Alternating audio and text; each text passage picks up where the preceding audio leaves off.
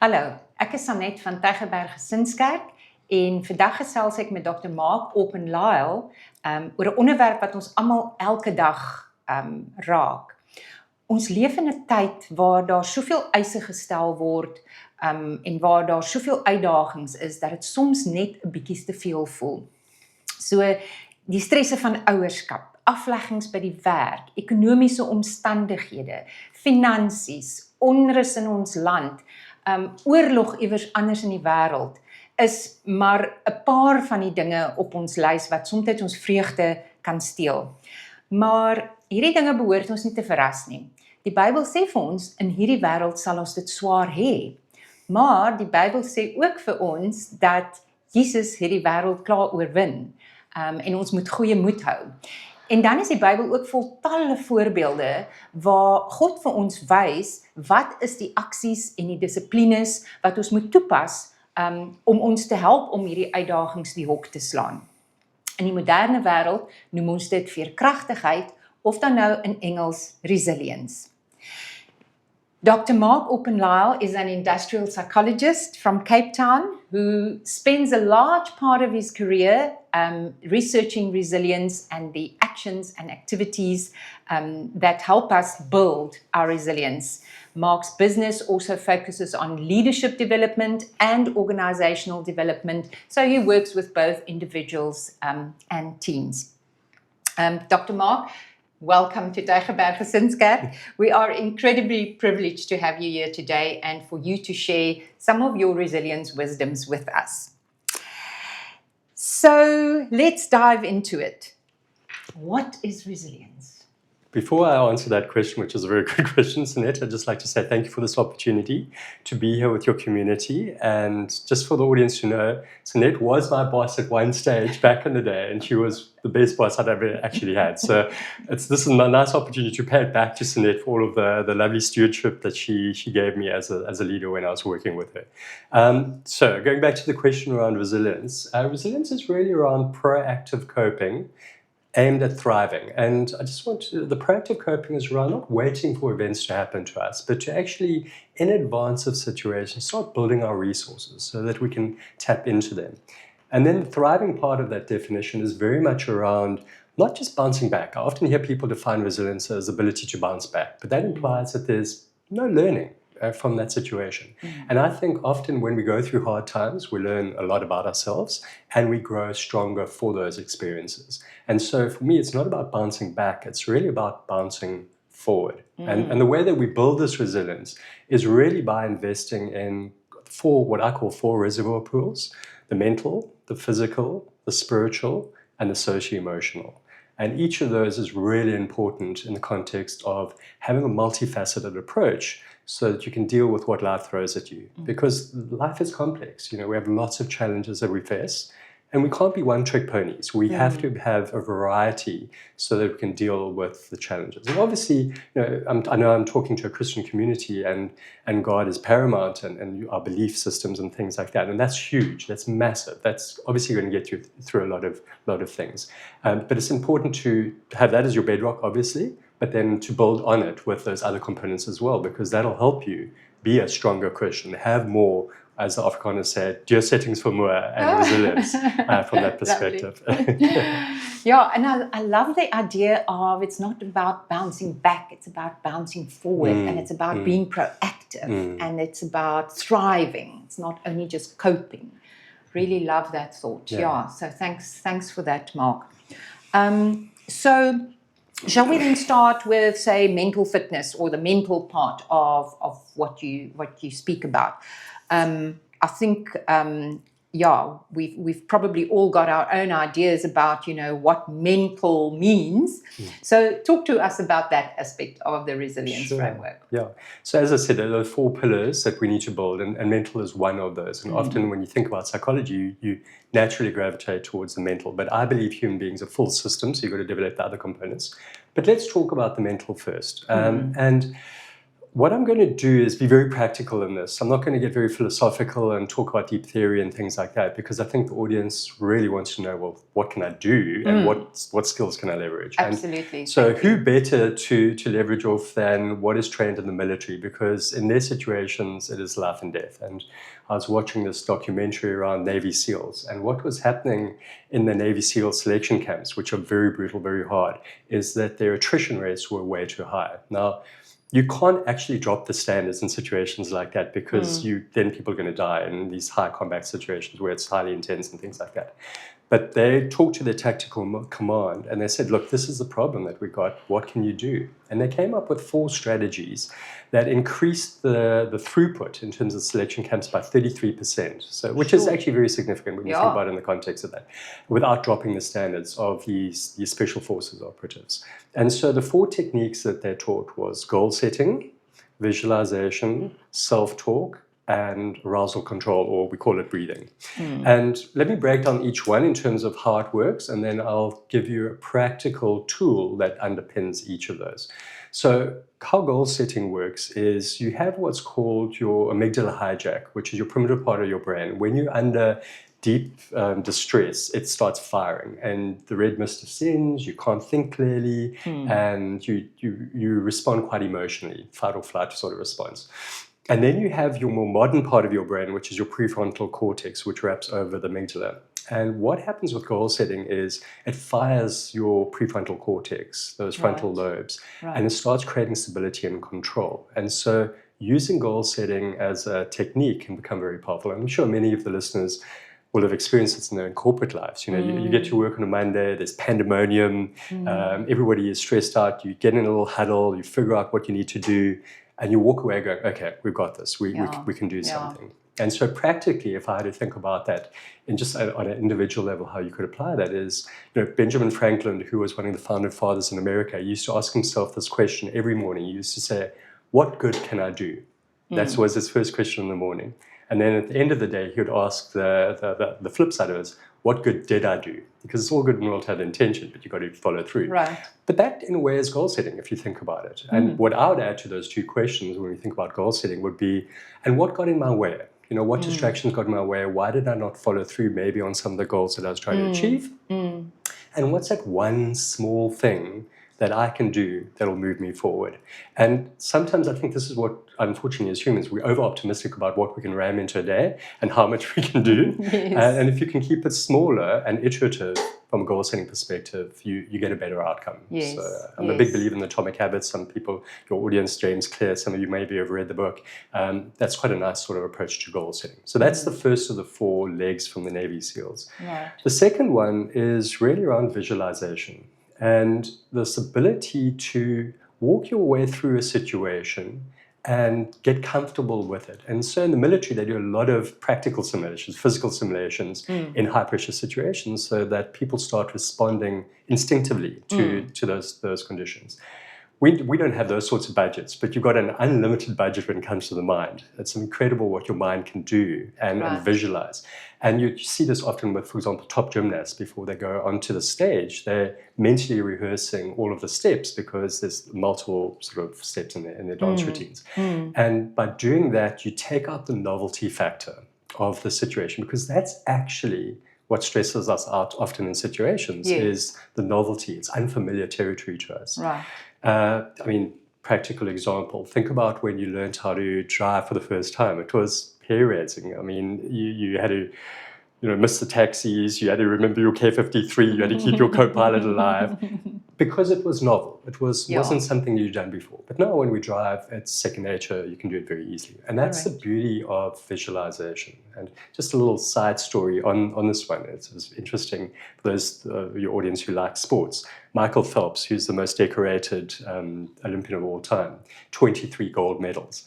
He was a big believer in visualization, but he visualized slightly differently to other people. He would visualize what could go right, but he also always visualized what could go wrong, and how we could then, in that situation, how we could respond when things went wrong. And again, so he took that novelty factor out of it so that he didn't have to then think it through and second guess himself. He had his next response.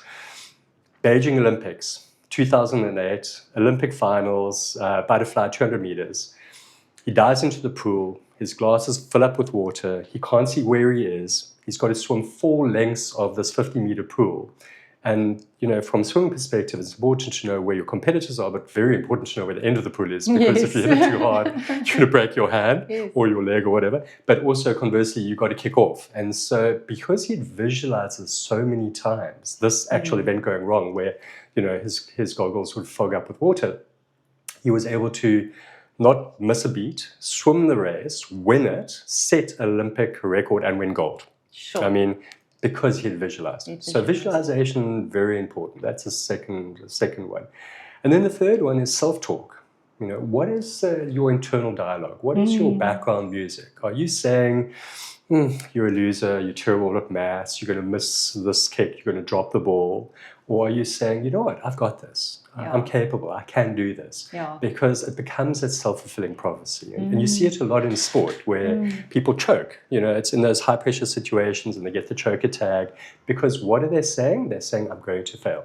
Yes. And then it becomes that self-fulfilling prophecy. Sure. So tapping into your self-talk, an interesting just little thing around self-talk is when you speak to yourself in the third person. So instead of you, Sinette, saying, I can do this, you say, Sinette, you got this, or Sinette, you can do this. There's something about speaking in the third person that gives it more credibility, that you're more likely to believe it. It's almost like a teammate is saying that to you, and it gives it credence from that perspective. Yeah. So that's a nice little side hack to think about from a self-talk perspective. Right. And then the last one is breathing. The interesting thing about breathing is, and we all know it, but it's the first thing you do in your life, it's the last thing you do in your life. But when you're under pressure, what happens to your breathing is it actually gets shallow. Right. And your brain takes up 20% of the oxygen supply. So it's a very energy-intensive organ, and it requires a lot of oxygen, but it's not getting enough oxygen. And so the simplest hack out of everything that I'm going to be talking about during the course of today, if you're feeling anxious, the simplest thing to calm yourself down is going to be to focus on your breathing. Because what it does is it activates your parasympathetic nervous system, which is in layman's terms, your rest and digest system. And I'll share with you 3 different breathing techniques because they serve different functions. But it's a very powerful, very accessible thing. Now, obviously, there are no silver bullets. I just want to be clear about this. Let's not pretend that one thing solves everything. Right. But breathing is such an accessible tool, and it's very understated, and often people don't think about it very clearly or use it very often, should I say. So for me, breathing is really powerful. And the 3 techniques that I would suggest to the audience to use is the one is called a physiological sigh. And it's a very basic technique. Essentially, you have two breaths. So you breathe in, and then at the top of your first breath, you have a little top-up breath, just a small breath. And then you release the air. So it just literally just tumbles out of your mouth. It's not like you're blowing out your birthday cake candles and things like that. Yes. But you just do that between 3 and 5 times, and you're going to get a really good outcome in terms of lowering your levels of anxiety. Right. So the physiological side, the research has shown very clearly it's the quickest way to just kind of calm yourself down. And probably, as you said earlier, the most understood or underutilized technique, which is such a natural thing for us to breathe. And yet when we get into situations where we freeze up, we almost stop breathing.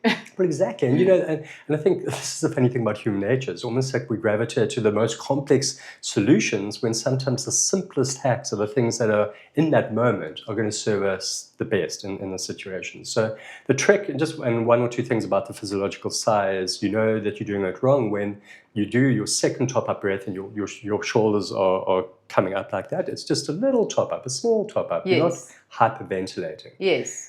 And then when you exhale, it just literally just tumbles out of your mouth over the exhale. And don't do it more than 5 times. You don't need to do more than 5. Yes. Because you might, if you continue to do it, you might hyperventilate. And then we get all dizzy and yes. And then the second breathing technique is the 4-7-8 breathing technique. And this was designed for the military, for people when they're in combat situations.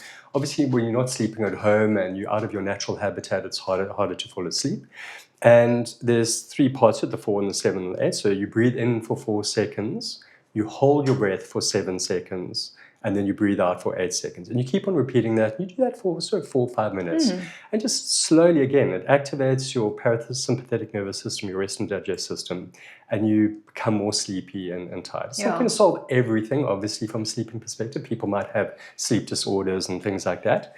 But for many people, they watch the clock and they go, oh my word, this is, it's like half an hour now and I'm not falling asleep. And it's just a nice way to just lower the level of anxiety so that people can fall asleep. So shall we quickly just do that to show people how easy it is? Yeah, so you talk and then I will do what you say. Okay, so you're going to breathe in for 4 seconds. So 1, 2, 3, 4. Hold your breath for 7 seconds. 6, 5, 4, 3, 2, 1. Breathe out for 8 seconds. 1, 2, 3, 4, 5, 6, 7, 8. Wow. Yeah. And then, one already starts feeling a little bit calmer. Yeah. And there are lots of apps out there, and you can also download from the YouTube and things like that, where it simulates it for you. So you don't even have to think about it. You can just apply it from that perspective. So it's very powerful, very useful, accessible technique. And that's, as I said, specifically if you struggle to sleep at night. And then the last technique is the box breathing technique, which the Navy SEALs use specifically. And that's really good for anxiety-provoking situations. So in their situations, they're going to combat.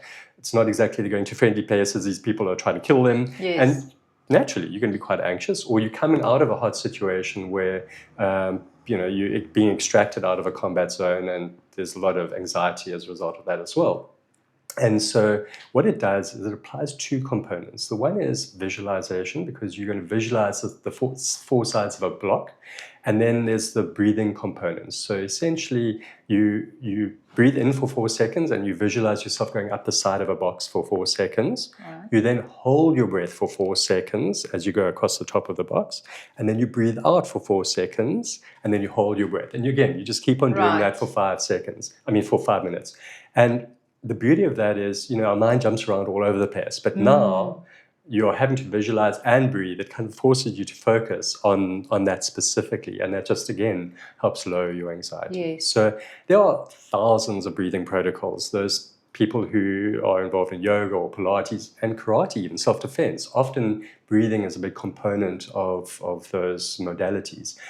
So I'm not saying that these are the only 3, but these are 3 very accessible, very easy ones for people to use in their daily lives. Yeah. And so, that's a summary of the Navy SEALs, the 4 techniques that they typically use, and hopefully in quite a practical way so that your audience can access it. Yes. So I'm just going to repeat them again for the benefit of our audience. So the first one is goal setting. The second one is visualization. So that's prior to you going into a stressful situation, visualize how it will go. And you mentioned the positive as well as the negative. Self-talk, so not saying to yourself all the time, oh, I'm bad at this, oh, I can't do this. But actually also then using that technique of speaking in the third person. Mark, you can do this. That's what I say to myself. Sanette, you're good at this. And then the last one is breathing, and you've shared those very easy techniques for all of us. And that's probably the one that one can use if you're really in a situation where it's, I don't know, that shocks you or that you're scared or whatever happens, that you then just follow some of those, and that you also visualize how you will do that prior to getting into any situation, that you just say to yourself, breathe, breathe, breathe. Absolutely. 3 of the 4 of those are what I call top-down modalities. So the visualization, the self-talk, and the goal setting, you're using your mind to calm your body down. Yes. Breathing is what I call a bottom-up, where you're using your body to calm your mind down. And the more you use these techniques, and preferably together, the better you become under pressure in terms of using them. So almost like get into a daily practice of trying to use them, focusing on the breathing, the visualization, and then it becomes second nature. I used this with my son. He had failed his drivers 3 times, and he knew how to drive. It was more an anxiety thing in the situation, being under pressure.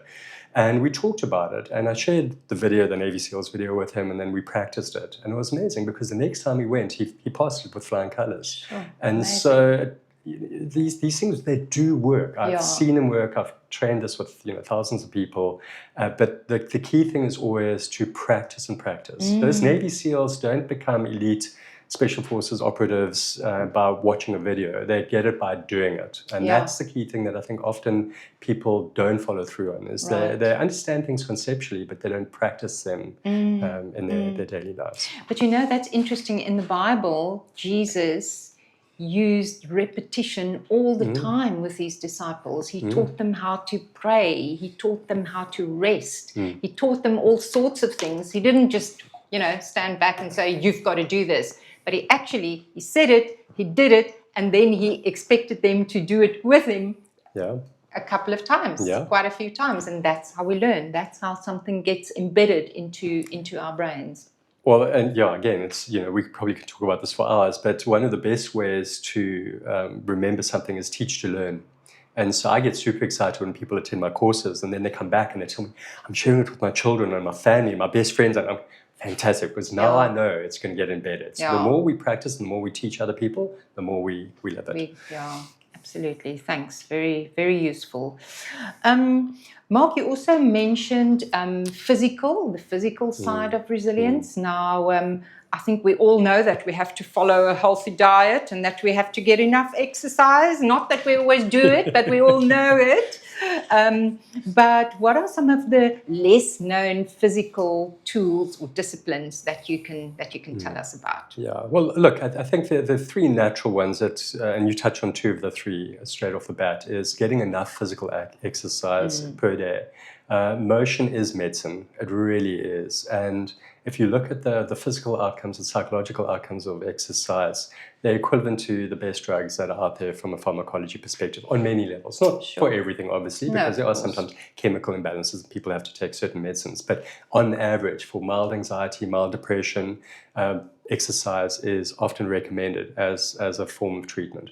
The other part is really eating the right sorts of food, not processed foods. We're very highly orientated towards fast foods and things like that, and that's not going to bode well for us from a longevity perspective. There's a joke about the six-pack is created not in the gym, it's created in the kitchen. We really are what we eat. Yes. But I'm not going to talk about those two. I think I'm going to talk about the one that gets neglected often, and especially I think nowadays in society, and that is really around rest and how do we sleep effectively. When I was talking about this 5-10 years ago around sleep, people were not as aware around how important sleep was to their physical and mental health and things like that. I think that's changed. People definitely are more aware that sleep is really important. But what I've noticed, because I survey people a lot, is that the amount of people that are sleep deprived has significantly increased. So this weird dilemma where we're more aware that it's important, but less people are actually doing it right, which is quite strange. And I suppose it talks this whole thing about awareness doesn't always translate into change in behavior. Right. So the first question we really have to be talking about is, well, what is sleep deprivation? And how do we know if we are sleep deprived? And as I said, I'm seeing there's definitely an uptick in the amount of people that are sleep deprived. So to the audience, think about these questions in terms of what your responses are. If you're saying yes to a couple of these questions, you might be sleep deprived. I'm not saying you are sleep deprived, but there might be little indicators there. So the first one is, do you fall asleep when you're a passenger in the car? Not when you're driving. Hopefully you definitely don't fall asleep when you're driving. But do you fall asleep when you're a passenger in the car? The second one is, do you fall asleep in front of the TV? The third one is, do you need an alarm clock in the morning to wake up? Otherwise, you would continue to sleep. Sure. The next one is a surprising one, because for most people, they wouldn't think that this links to sleep deprivation. But do you, when you put your head down, fall asleep within 5 minutes? Most of us think, well, that's a good sign. But that, with all of the other indicators, potentially can imply that you might be sleep deprived. But the most important question, and this is the one that pretty much trumps all the other ones, is when you wake up in the morning, do you feel energized? Do you feel like you've had enough sleep? You've got enough vitality so that you can address what the day's challenges are? Or do you feel like you need to roll over and have a couple more hours sleep because you are still very tired? Or you need to reach out for that Red Bull and 5 cups of coffee with it. Well, exactly. And here's an interesting, while you're talking about coffee, and this has become a very traditional thing. I don't know if it's around the world or if it's just South Africa, but I think most people do reach for coffee first thing in the morning and they get very attached to it. And the irony is that's not when you should be having your first coffee, because the reason why you typically wake up is because your cortisol levels have helped you awaken. And what cortisol does is it puts increased pressure on your veins because your blood pressure is higher now, your arteries, should I say, and now you're putting caffeine into the system, which also increases your blood pressure. You don't need that. When you should be having your caffeine is probably 2 or 3 hours after waking up. When you have your first dip, that's when you're going to get your best bang for buck from your coffee. Right. But we'll come back to caffeine because it's a very interesting topic as well. Yes. From that perspective. So the first one that we have to unpack is, are you sleep deprived? The second question we have to think about in terms of sleep is how many hours should we be sleeping? And it's funny when I ask audiences this because people come up with very definitive answers, but it is a range. It's not, and it depends on how quickly you fall asleep at night, whether you wake up often during the night. So there's this balance between quality and quantity as well. But typically, and now we're talking about adults now because obviously small children, they need more sleep in that growth phase. But adults, the range is about 7 to 9 hours of quality sleep. Okay, that's what we're looking for. Right. Now, some of you might be going, I don't get anywhere near that. Mark, what are you smoking? That's just not possible. It's not feasible. I'm different to everybody else. I often hear this. I actually had a neurosurgeon say that to me, and then I kind of proved the point a little bit later on with her when she come off a shift and she couldn't complete a very simple test because she was so sleep deprived. Yes. Very smart person. And I said to her, look, you are super smart. I know you're super smart, but you're not superhuman. Nobody gets a special card just because of certain backgrounds and things like that. But the thing that we have to bear in mind, the implications of chronic sleep deprivation are immense. So, for example, if you sleep less than 6 hours a night, okay, over a period of 14 years. So some of the audience, I don't want to make them scared. Maybe you've got young children and you're not sleeping well at the moment. Don't worry, your children will grow up hopefully and then you'll get your sleep. But if over a 14-year period you're getting 6 hours or less, you are 400 to 500% more likely to have a cardiac arrest. Okay. So that's shocking. It's huge. It's massive. And that's just on the physical side. And then you start looking at all the major psychiatric disorders. So we're talking about depression, anxiety, schizophrenia, all of them. As an underlying symptom, and when you look at the symptom things to diagnose, sleep disorders, sleep disturbances is part of that as well. Now, it's not causality, it's correlational, so you've got to be careful about the inferences you're making there, but that's important. And then you think about, especially in the South African context, around things like, not Alzheimer's, although Alzheimer's, there is an interesting correlation there as well, but specifically around obesity and type 2 diabetes. When we are sleep deprived, it has an impact on those two conditions, and obviously those threaten from that perspective. So sleep is central to our health, both from a psychological and a physical component. And now the question then becomes, well, okay, so what do we do? And what I'd like to share with you is a little acronym that I came up with based on the work of a person called Matthew Walker. So he was an ex-Harvard professor. He's at Berkeley University. He's a neuroscientist, and he's considered the guru in terms of sleep in the world. He wrote a book called Why We Sleep. And I took his key findings and I summarized it into this acronym called RESTED. And these are the things. Easy to remember. Easy sleep. Yeah, exactly.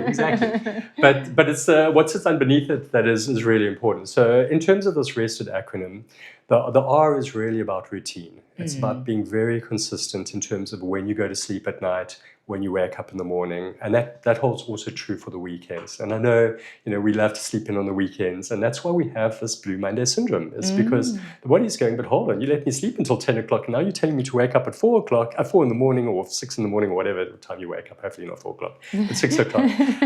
Some of us do. Yes, I know. But the body craves that, and people who are parents of children know this well. When the children are not in a routine, they are unplayable the next day. Well, we are just larger versions of children. We need that routine. And so it's very important, ironically, to have an alarm clock to tell us when to go to bed at night. Not to wake up. Now, that's a different way of thinking. Yeah, exactly. Yeah. So instead of, having the alarm clock to wake us up, telling us when to go so we're consistent in terms of when we are going to sleep at night and being consistent in our patterns, but also having a routine that slowly unwinds us so that when we get into our bed, we're feeling relaxed and calm and tired. So use the analogy of almost like you're landing this plane, you're going through this routine. How do you get there? So that's the first one, is routine. The second one is around electronics. And again, I'm sure if I had to ask the audience, how many of you are on your phones before you fall asleep at night, looking at Instagram or Facebook or whatever it is. In fact, that could be what makes you fall asleep. Is you wake up in the middle of the night and the phone's on your chest, Yes.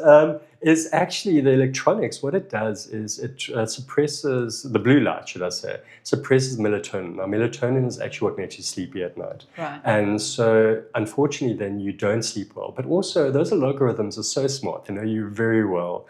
And they not force you, but they almost like manipulate you into doom scrolling. Before you know it, it's like 3 o'clock in the morning, and oh my word, I should be asleep, and things like that. So our relationship with electronics, we need to be very careful. Recommend probably an hour and a half before you go to sleep at night. Put the phone away. But also watch the lighting around you. Fluorescent lights, those LED lights that we all use to save ESCOM, etc. They emit a lot of blue light. So being aware of that is important. Rather have milder lighting and things like that. They talk about a digital sunset. That's what we need to be thinking about. Then, talking about sunsets, the other thing we should be thinking about is sunshine and getting enough time early in the morning just to get natural light. So being outside 10, 15 minutes, it helps reset your circadian clock. If you're an insomniac, they reckon 30 minutes to 60 minutes of direct sunlight. So that means, sunglasses off. You're not staring in the sun. That's obviously bad for you. But just being outdoors, getting that natural sunlight is really important. Okay. And then temperature.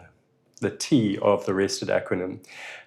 It's funny because I think most of us, what we do is we really crank up the temperature because when we're warm, we want to be cozy. Yes, we've got our electric blankets on, and 5 blankets on top of that. There we go, yeah. and I always say to people, because I get pushback on this one, is when is it easier for you to fall asleep in the year? Is it easier to fall asleep in summer or winter? And everybody agrees it's winter, it's much easier. And one of the underlying principles of falling asleep is your core temperature. You want to lower your core temperature. And the way you do that, there are a couple of techniques, but the one is to have your room temperature at about 18 degrees. Right. That's what you should be having. Women like a little bit warmer, and that's not a stereotype. That's actually the research actually shows that. Except for when they go through menopause. Yeah, that's a whole new topic. Yes, exactly. Yeah. Then they got fans and things like that, perimenopause, all of that. But so 18, 19 degrees is ideal. One of the other ways you can change your core temperature is to, interestingly enough, have a hot shower or hot bath. Now that sounds very counterintuitive. That doesn't make sense. You're making yourself hot. But what happens is your core blood gets pushed to the extremities, and you'll notice this in your body. Your veins pop, you vasodilate, and all of that. And after the shower, obviously not in the shower, your core temperature is rising, but then it drops off and it actually goes lower. So having a warm shower or a warm bath can be very beneficial from that perspective. Right. And then the other thing around temperature that you need to be aware of is exercise. I know a lot of people go to gym quite late at night or they run quite late and then they want to hop into bed. Now, as a principle, for you to fall asleep, yes, it's important to create what we call sleep debt. And muscle fatigue is useful because it does make you tired, but not too close to bedtime. Okay, that's interesting. 2.5 hours, because exercise actually raises your core temperature. Oh. So, and you don't want that. I actually know a lot of people who, go go from work and, and then later in the evening because the children have gone to bed, then they do the exercise and then it's straight into bed after that. Not so the best thing not for not your a good sleep idea. quality. So I'm a big fan and advocate for exercise. I love exercise, but be careful of doing it too early in the morning so you're not getting your 7 to 9 hours of sleep. So that's often where we score an own goal, and also not too late at night because there are problems there. So that's under temperature. Then environment is really crucial. Having the right environment, so a good quality bed, good linen count, quiet room, blackout curtains, possibly an overhead fan or something that creates white noise, whether it's a water feature, especially because we live in urban environments where there's a lot of other noises, and a water feature can help. Although for some people it's a disturbance. It's a disturbance, yes, exactly. Makes you want to go to the toilet and things like that. So again, you've got to know yourself and figure that out. But then the nice apps that you can also use on your phone to kind of create that white noise. So that's really important in terms of environment. But maybe one of the things that people are not always aware of is taking their laptops or having a workstation in the bedroom and things like that is really counterproductive, because what your brain starts doing is it starts associating your bedroom and your bed specifically, if you're working on your laptop in your bed, as it's a workstation. And that's not what you should be associating with. It should be purely a place of sanctuary, rest, calmness, etc. Yes. So getting out of that habit is really, really important. So making sure that your environment's right. And then the last one, and this is the one that I think a lot of the audience are going to go, is around caffeine. And so the D of rested is decaffeinated. But even decaffeinated, you've got to read the labels quite carefully because sometimes there's caffeine in there. Yes. Teas often have caffeine in. Our good old rooibos is a good one that doesn't have caffeine in, so that's fine. But caffeine has a long time before it gets out of your blood system, 8 or 9 hours. So be careful of having caffeine too close to your bedtime and create a bigger window so that you can fall asleep properly. Now, I know some people say, but Mark, I have caffeine just before I fall asleep, and I fall asleep. And yes, you do. But what happens is you don't go into your deep sleep pattern. And so there's this weird vicious circle that gets created where people then wake up in the morning, they're tired because they didn't have their deep sleep cycle, which is very sort of regenerative. And then they reach for their next cup of coffee. And so vicious circle. Exactly. So this the thing with caffeine, we have it too early in the mornings and we have it sometimes too late at night. And you've got to be careful about it. Also understanding caffeine is a diuretic. So it does make you want to urinate. So remember I talked about the window of 7 to 9 hours. Part of that was about quality of sleep. And if you're always waking up during the night, then you have a problem. And as I said, caffeine is sneaky. It hides in teas, but can be in certain ice creams as well. You've got to really watch your labels and things like that. A lot of weight loss pills have got a caffeine component to it. So really check out the labels and see where caffeine might be sneaky and hiding. But while we're on liquids, let's just talk, and this is not caffeine related, but let's talk about alcohol. Okay. Unfortunately, alcohol has a similar effect in terms of, if you're drinking late at night, is it has a similar effect in terms of your deep sleep patterns, and it's a diuretic. So alcohol is not a great thing to be having too late at night if you're wanting to get good quality sleep. And I'm sure most people, they will appreciate it. If you have a couple too many at night, you feel very tired the next day from that perspective. So rather drink earlier in the day, although you might get fired if it's a work day, so you've got to be careful. But so don't go do that and say Mark said you must do that. But I think our relationship with alcohol, we've got to be quite careful around that. And unfortunately, a lot of the research that's kind of coming out now is it's not very good for our health. It is a toxin we're putting into our body. Sure, Mark, this is great. I mean, I'm sure you've shared, I think, a lot of things that we haven't thought of. And this acronym of RESTED is a really, really nice way to remember and think through our disciplines around sleep. I mean, point number one, just the importance of sleep, but then the routine, the electronics. Mark said at least 1.5 hours before you go to bed. Sunshine, preferably early in the morning, room temperature, preferably 18 degrees, environment, a nice, calm, without blue light environment, and then the whole point of not having caffeine too close to your sleep. So very easy to remember. That is the acronym RESTED. So that is unfortunately all that we have time for today. Thank you so much, Mark. Thank you for just your generosity in sharing your knowledge with us and all the tools that you work long and hard on to create. Where can people get hold of you if they'd like to know more about your workplace offerings and to get hold of you? Well, a couple of different ways. I suppose the easiest would be via email. So mark@synenergy.world. The synenergy is a bit of a tricky spelling. It's not synergy, it's synenergy. So it's S-Y-N and then energy. Yes, and it's syn as in S-Y, not S-I. No, S-Y-N, yeah. Absolutely. Good joke. And then, or on my cell phone, 082 496 6079. So either of those two mechanisms are quite easy. I also have a website, synenergy.world, and there's a section where they can contact me via the website. So, okay. Yep. All right. So lots of avenues to get hold of you. So dit is dan al vir vandag. Ek eindig af met Romeine 12 vers 2 wat sê: Maar laat God julle verander deur julle denke te vernuwe. Dan sal julle ook kan onderskei wat die wil van God is. So vir God is ons denke 'n baie belangrike aspek in die uitvoering van sy wil.